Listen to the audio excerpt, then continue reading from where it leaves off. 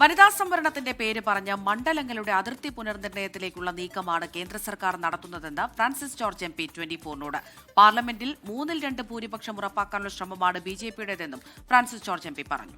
വനിതാ സംവരണത്തിന് തങ്ങൾ ആരും എതിരല്ല, കേന്ദ്ര സർക്കാരിന്റെ മറ്റു ഗൂഢനീക്കങ്ങളെ എതിർക്കുമെന്നും ഫ്രാൻസിസ് ജോർജ് MP പറഞ്ഞു. ഇത് വളരെ ഒരു ഗൂഢമായൊരു നീക്കമാണ്. കാരണം ഇത് വനിതാ സംവരണത്തിൻ്റെ പേര് പറഞ്ഞ് ഈ രാജ്യത്ത് പുതിയ ഈ മണ്ഡലങ്ങളുടെ അതിർത്തി പുനർനിർണയത്തിനുള്ളൊരു നീക്കം നടത്തിയാണ്. അതിലൂടെ വരും കാലങ്ങളിൽ BJPക്ക് വ്യക്തമായ ഭൂരിപക്ഷം 2/3 ഭൂരിപക്ഷം പാർലമെൻറ്റിലും കഴിയുന്നത്ര നിയമസഭകളിലും ഉറപ്പാക്കാനുള്ള വളരെ ആസൂത്രിതമായിട്ടുള്ളൊരു നീക്കമാണ്. വനിതാ സംവരണത്തിന് ഞങ്ങൾ ആരും എതിരല്ല, ഒരു പ്രതിപക്ഷ കക്ഷിയും അതിനെതിരല്ല, എല്ലാവരും ഏകസ്വരത്തിൽ അതിനെ പിന്തുണയ്ക്കും.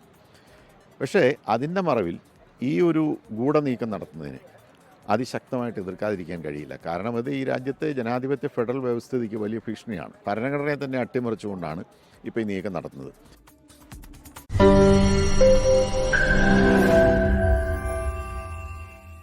ലോകത്തെവിടെയായാലും ഏത് സമയത്തും 24 വാർത്തകളും ഓഗ്മെന്റഡ് റിയാലിറ്റി പാക്കേജുകളും എക്സ്പ്ലെയിനറുകളും വിശദമായി കാണാൻ ഞങ്ങളുടെ YouTube ചാനൽ നിങ്ങൾക്ക് സബ്സ്ക്രൈബ് ചെയ്യാം.